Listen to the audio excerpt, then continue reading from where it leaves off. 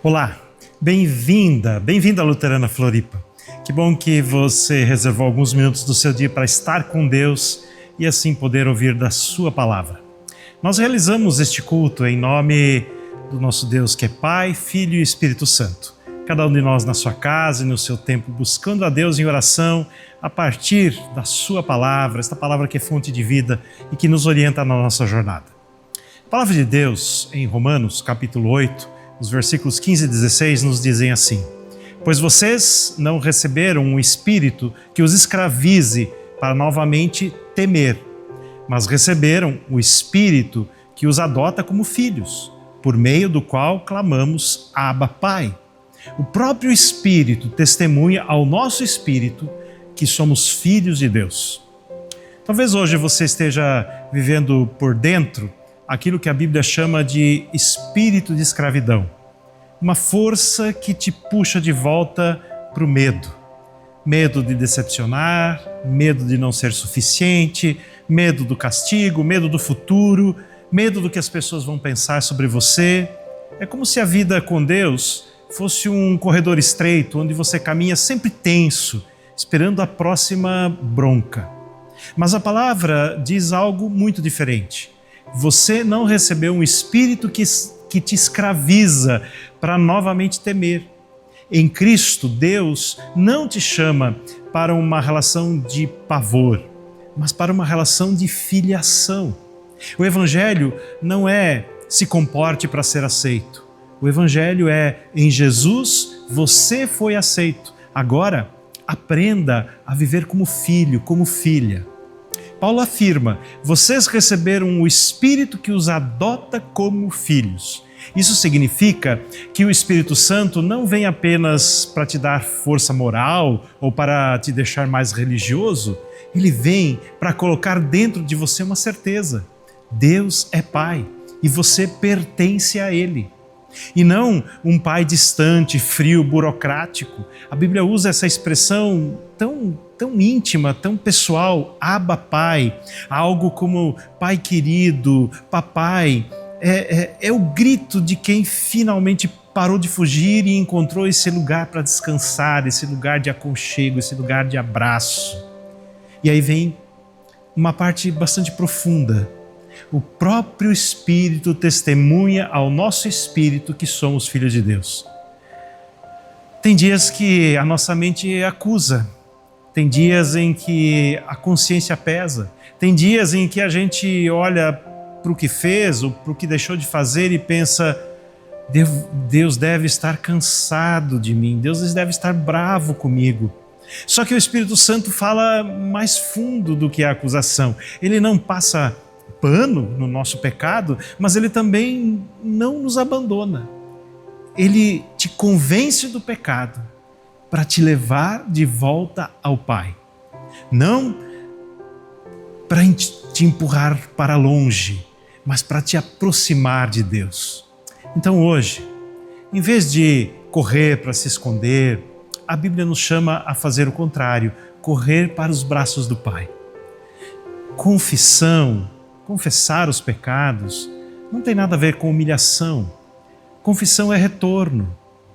É o filho que volta para casa. Então agora eu quero te conduzir a um momento de oração.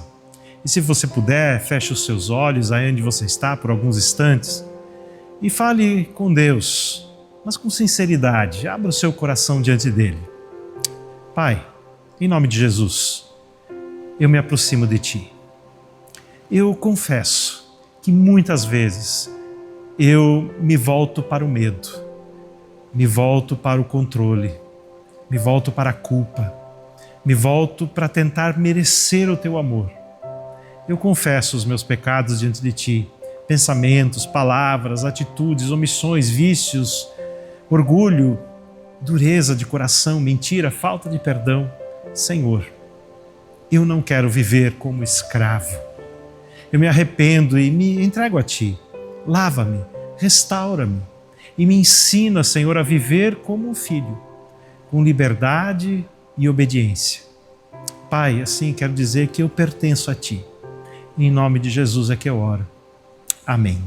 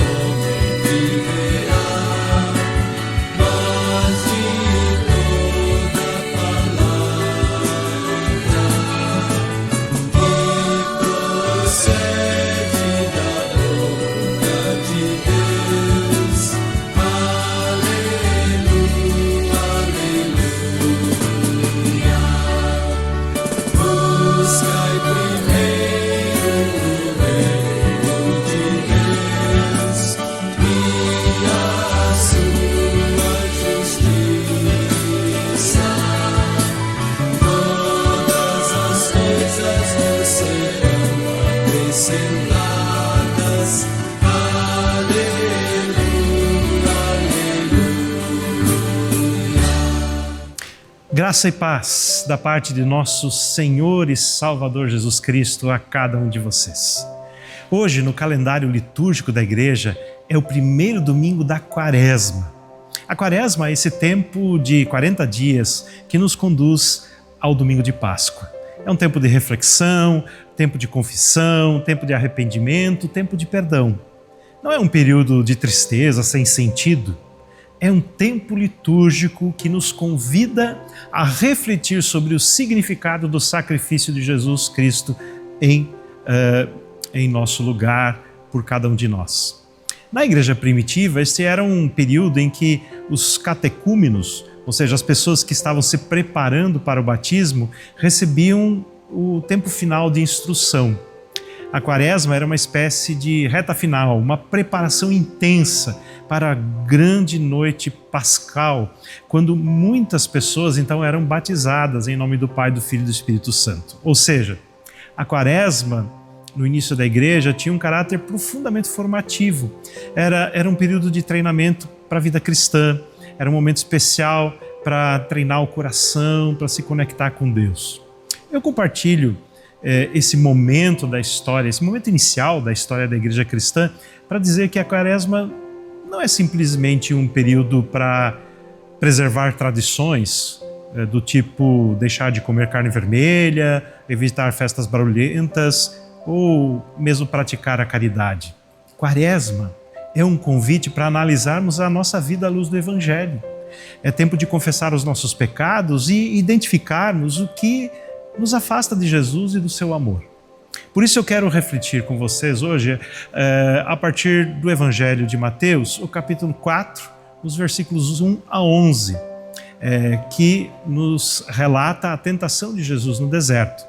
Mas antes de lermos o texto, eu gostaria que, ao longo da nossa reflexão de hoje, você guardasse uma frase. A tentação tenta nos tirar do lugar de filho e de filha amada de Deus. A tentação tenta nos tirar do lugar de filho ou de filha amada de Deus. O texto diz assim: Então Jesus foi levado pelo Espírito ao deserto para ser tentado pelo diabo. E depois de jejuar 40 dias e 40 noites, ele teve fome.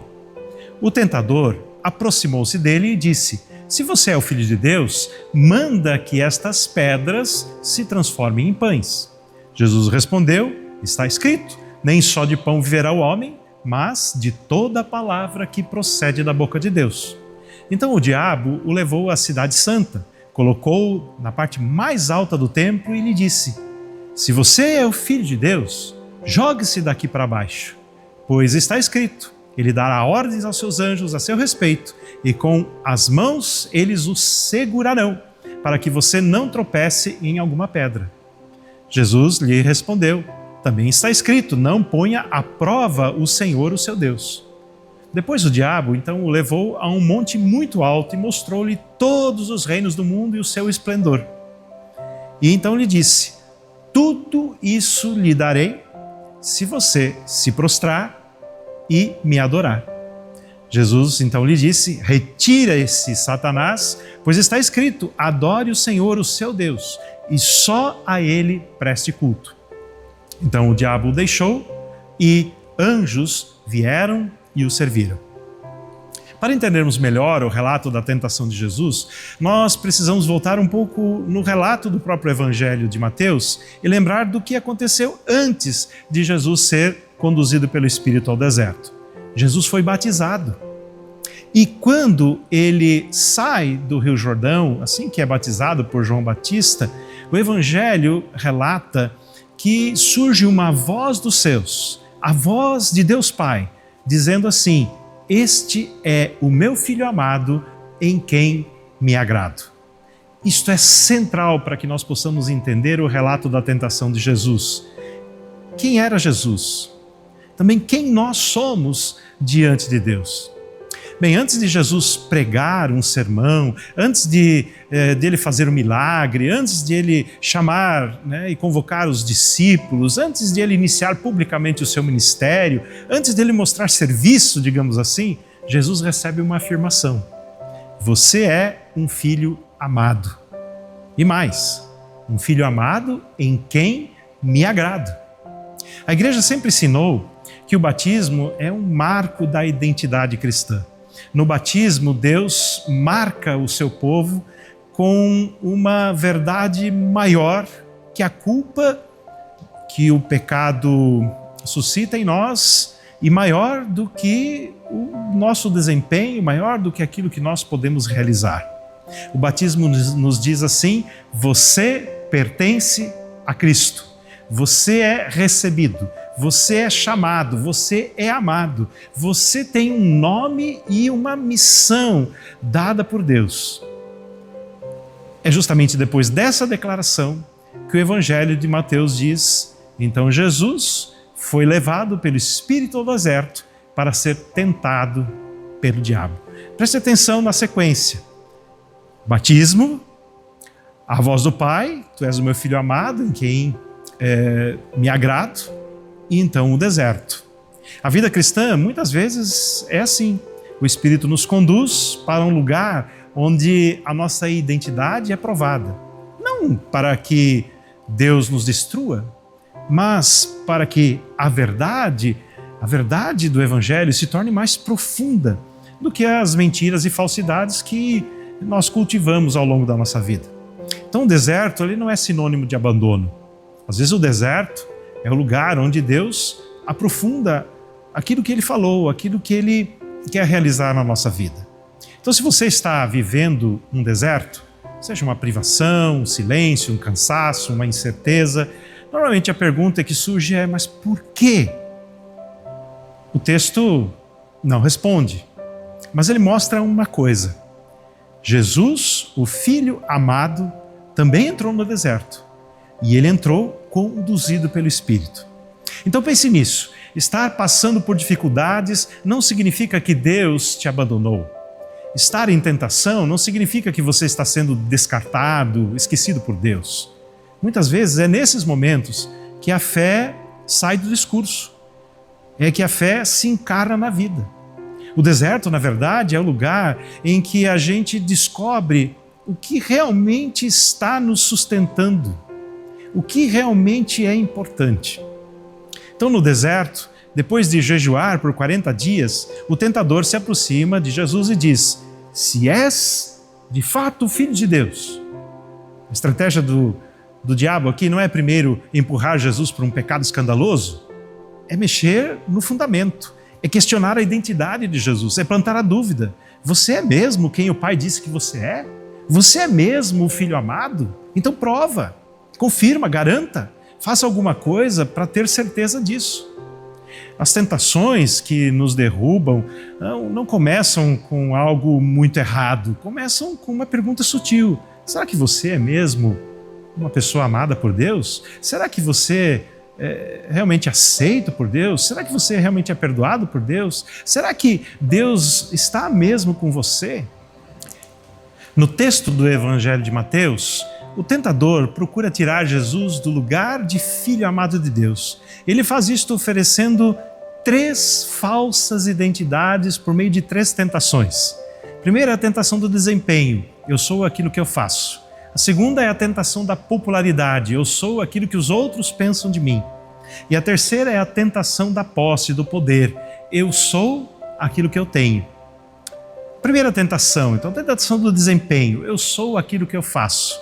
O diabo diz: se és filho de Deus, manda que estas pedras se transformem em pães.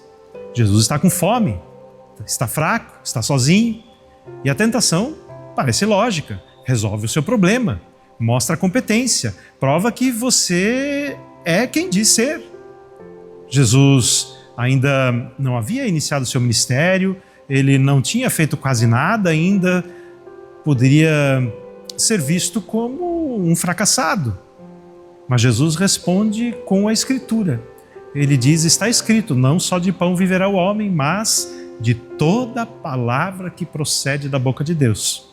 Isso não é desprezo pelo pão. Jesus não está dizendo que a comida não importa.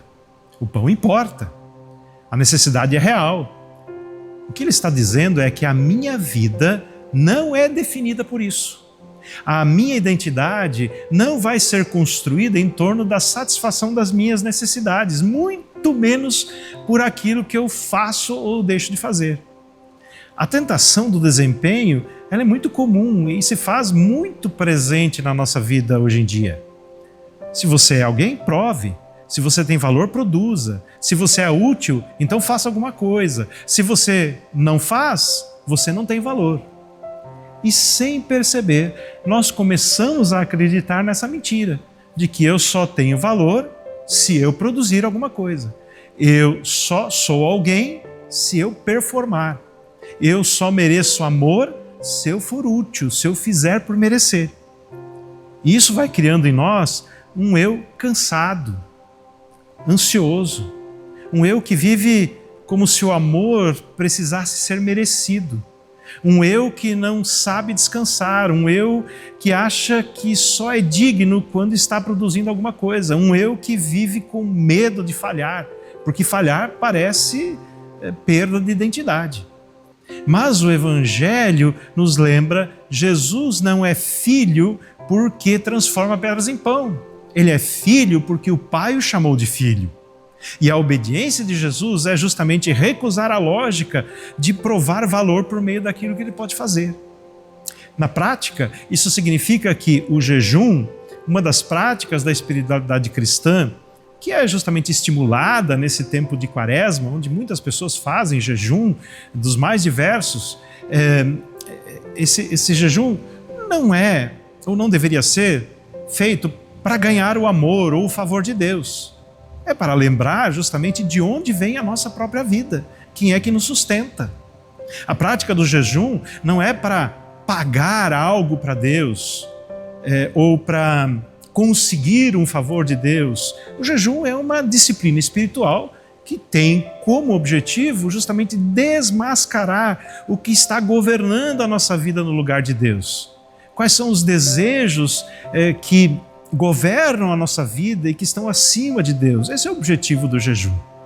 E assim, nos aproximarmos mais de Deus.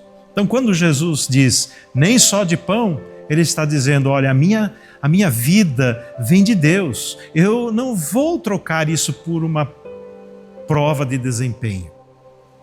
A segunda tentação, que é a tentação da popularidade, né? Eu sou aquilo que os outros pensam. O texto diz que o diabo leva Jesus para a cidade santa e o coloca na parte mais alta do templo e diz, olha, se você é filho de Deus, joga-te daqui para baixo, pois está escrito, ele dará ordens a seus anjos a seu respeito. O diabo agora está fazendo uma tentação religiosa. Ele usa a escritura e ele diz, faz um espetáculo, faz algo para todo mundo ver, faz o céu te segurar. E as pessoas vão acreditar, elas vão ficar maravilhadas. É como se dissesse, faça algo grandioso, faça um show de espiritualidade, faça com que todos vejam que você é especial. É a tentação da imagem, é a tentação da validação pública, é a tentação de ser alguém porque as outras pessoas aplaudem. E Jesus responde, também está escrito, não ponha à prova o Senhor, o seu Deus. Ou seja, eu não vou manipular Deus para ficar famoso. Eu não vou usar o Pai como palco. Eu não vou transformar a fé num show. Eu não vou transformar Deus em ferramenta para a promoção da minha imagem. Hoje, com a grande vitrine das redes sociais, essa tentação, ela cresce. A tentação de construir um eu para ser visto, para ser aceito, para ser seguido, para ser validado. O eu que não consegue descansar, porque precisa manter uma imagem que é admirada e validada o tempo todo. A vida, assim, é vivida apenas para ser vista.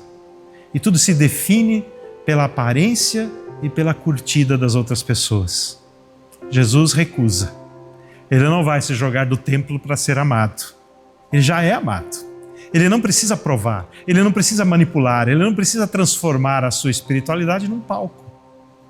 A Quaresma é justamente o tempo para sair do palco, para parar de se definir pelo olhar das outras pessoas e voltar para o lugar simples, para o lugar da quietude, onde a identidade ela é recebida no relacionamento com Deus, onde ela é afirmada ou reafirmada nesse relacionamento com Deus. Você não é amado porque as pessoas te aprovam. Você é amado porque Deus te chama, porque Deus te ama, porque Deus te fez. A terceira tentação, que é a tentação da posse ou do poder, eu sou aquilo que eu tenho. Ali o diabo então leva Jesus a um monte alto, mostra todos os reinos do mundo, o esplendor desses reinos e diz: tudo isso lhe darei se você se prostrar e me adorar. Satanás aqui dá uma última cartada. É a glória sem a cruz. É um reino sem sofrimento. É a vitória sem obediência. É o poder sem Deus. É como se ele dissesse: você pode ter tudo, mas você vai ter que mudar o seu foco de adoração. Se você mudar o teu foco de adoração, você vai ter tudo o que você quiser. E Jesus responde com firmeza: retira-te, Satanás, porque está escrito: adore o Senhor, o seu Deus, e só a Ele preste culto. Aqui Jesus declara o primeiro mandamento de uma forma bastante viva: não terás outros deuses diante de mim. O grande problema do pecado na Bíblia não é apenas quebrar algumas regras, é adorar aquilo que não é Deus, é se curvar para aquilo que promete segurança, mas escraviza. A tentação da posse diz assim: olhe ao seu redor, veja o que todo mundo tem. Você não tem nada. Como você pode pensar que é alguém? E você começa a se medir pelo que as outras pessoas possuem e você não possui, ou vice-versa. Você começa a se medir pela conquista, pelo acúmulo, pelo que você pode comprar, pelo status econômico, pelo controle. Em nossa cultura, nós somos avaliados justamente pelas coisas que nós possuímos. Mas Jesus mostra que a identidade não vem da posse. A identidade vem da adoração. Quem você adora? Quem você adora vai te moldar. O que você considera indispensável é que de fato governa o seu coração. Então, de novo, a Quaresma é tempo de perguntar a si mesmo: quem na verdade eu estou adorando? Não com palavras, mas com o tempo, com a energia, com o desejo, com o amor. Quem eu estou de fato adorando? Jesus não negocia. Ele não troca a adoração por poder. Ele escolhe o caminho da obediência. Ele rejeita a glória como atalho e assume o caminho da cruz. Por amor. Amor a você, amor a mim, amor a cada um de nós. Bem, o povo judeu, pensando um pouco no contexto ali, né, onde essa situação acontece, o povo judeu esperava um Messias político, um Messias com poderes especiais, um libertador que dominaria todos os reinos. Mas Mateus, já no início do Evangelho, nos apresenta o Messias de outra forma. É o Filho amado e obediente, que vence, não de forma espetacular, nem por manipulação, nem por poder, mas por fidelidade e obediência ao Pai. O quanto isso também confronta as nossas expectativas sobre Deus? Será que nós também desejamos um Cristo que nos dê atalhos? Um Cristo que evita o deserto? Um Cristo que resolva tudo sem cruz? Mas o Evangelho nos ensina que o caminho do Filho de Deus é o caminho da obediência. Uma obediência que não é fria, uma obediência que não é mecânica, mas é uma obediência que nasce do amor. Jesus vive no amor do Pai. Ele vive a partir dessa declaração: tu és o meu Filho amado. E assim ele rejeita o atalho do poder, ele rejeita o show, ele rejeita a glória imediata e permanece obediente e fiel à missão que Deus havia lhe confiado. Nós também somos tentados o tempo todo a pensar que o amor de Deus não é suficiente. Somos tentados a pensar que precisamos de outras coisas para nos garantir, para viver. Desempenho, popularidade, posse, poder. Mas isso nos empurra para um falso self, para uma falsa identidade, para uma ilusão. Na cruz, Deus promove a nossa reconciliação com Ele, estabelecendo assim uma nova aliança, uma nova oportunidade. A vida cristã é justamente aprender a viver a partir dessa aliança, não como quem compra amor, mas como quem responde ao amor infinito de Deus que diz: tu és o meu filho, tu és a minha filha, eu amo você. Encerro essa reflexão com 3 perguntas bem simples para você refletir nesse dia de hoje, na próxima semana. Não para te condenar, mas para te despertar, para te estimular a se aproximar mais de Jesus nesse tempo de Quaresma. Então, primeira pergunta: em que área da vida você está sendo puxado para a tentação do desempenho? Onde você tem vivido como se dissesse: eu sou aquilo que eu faço? Segunda, em que área você está preso à tentação da popularidade, onde a opinião do outro tem mais poder do que a voz de Deus na sua vida? E terceiro, em que área você tem sido puxado pela tentação da posse ou do poder, onde a posse, o controle, o acúmulo, o poder viraram o seu Deus funcional? A tentação não vem com cara de pecado escandaloso, ela vem com cara de sobrevivência, vem com cara de preciso provar, vem com cara de preciso ser aceito, vem com cara de preciso garantir o controle sobre as coisas. Assim a gente vai construindo um falso eu, uma vida que não descansa, porque precisa sustentar uma identidade que não foi recebida, mas que é falsamente fabricada. A nossa identidade vem de Deus e é reafirmada pelo seu amor por nós. O Evangelho anuncia: este é o meu Filho amado, em quem me agrado. Depois vem o deserto, depois vem a tentação, mas a voz do Pai continua anunciando que você é um filho amado, que você é uma filha amada por Deus. Você não é definido pelo seu desempenho, você não é definido pela aprovação das outras pessoas, você não é definido pelas tuas posses, pelos teus bens, você não é definido, mas você, aliás, você é definida pelo amor de Deus revelado em Jesus Cristo. É disso que nasce uma espiritualidade cristã saudável, que possamos viver, que possamos nadar no rio do amor de Deus por cada um de nós. Vamos orar? Obrigado, Senhor. Obrigado por teu grande amor. Me ajuda, Senhor, a caminhar. Me ajuda, Senhor, a nadar, a desfrutar deste rio de amor que tu tens por mim. Senhor, que eu possa encontrar a minha razão de existência, que eu possa, Senhor, encontrar segurança, que eu possa encontrar paz junto a Ti. Assim, Deus, me liberta dessas tentações e que eu possa sempre de novo me voltar aos Teus braços de amor. É assim que eu oro em nome de Jesus. Amém. Se você quer receber mais informações sobre a Luterana Floripa, funcionamento, grupos, ministérios, faça contato pelo WhatsApp que está aí na tela.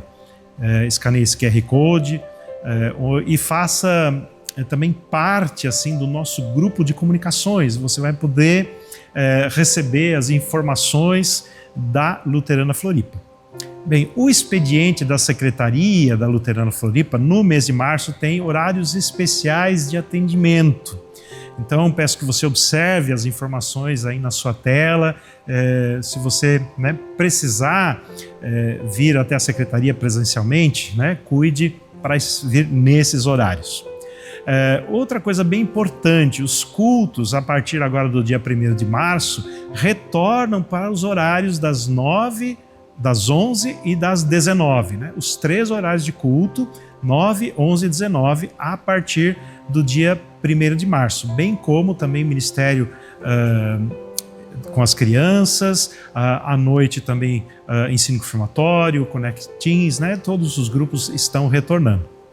Falando, né, em ensino confirmatório, estão abertas as inscrições para o ensino confirmatório agora de 2026 para jovens, então, que têm os seus 12 anos completos. E um convite bem especial. O Movimento Encontrão, em parceria com a Faculdade Luterana de Teologia, está oferecendo uma pós-graduação em missão urbana. É um curso presencial que vai acontecer nas dependências da comunidade da Palhoça. É um curso que procura trabalhar, né, e estimular a missão na cidade, né, a missão na área urbana. Porque as cidades hoje, né, concentram histórias, dores, desigualdades, possibilidades, e é nelas que a igreja é chamada para viver a missão de Deus com compaixão, com sabedoria, com coragem. Então, mais informações sobre esse curso você pode obter através do QR Code, né, que está aí na tela, ou do telefone que aparece aí também. É um curso fantástico. Ele também vai ter a possibilidade de desenvolver projetos missionários, né, nas comunidades. Então, vale a pena participar, busque informações. Bom, você também é convidado, você é convidada a contribuir com a nossa comunidade. Você pode estar orando, você pode estar se envolvendo em ministérios, né? Agora voltando os grupos, os ministérios. Você pode também servir ofertando financeiramente. Então, se esse for o seu desejo, oferte por meio da chave Pix que está aparecendo aí na sua tela. É muito importante, né, a contribuição de todos nós, porque é com a nossa contribuição, né, que nós podemos continuar abençoando a cidade, né, como comunidade. E a nossa gratidão, né, a todos que já têm contribuído de alguma maneira. Muito obrigado, né, seu envolvimento, sua participação é muito importante. Se você precisar de mais informações, entre em contato através do nosso WhatsApp, e se você deseja conversar ou se você precisa de alguma ajuda também, entre em contato conosco, nós vamos ter muita alegria em poder te atender, conversar com você. Que o Senhor te abençoe, que o Senhor te guarde, que o Senhor faça resplandecer o seu rosto sobre ti e que Ele tenha misericórdia de ti. Um abençoado dia, uma abençoada semana para você.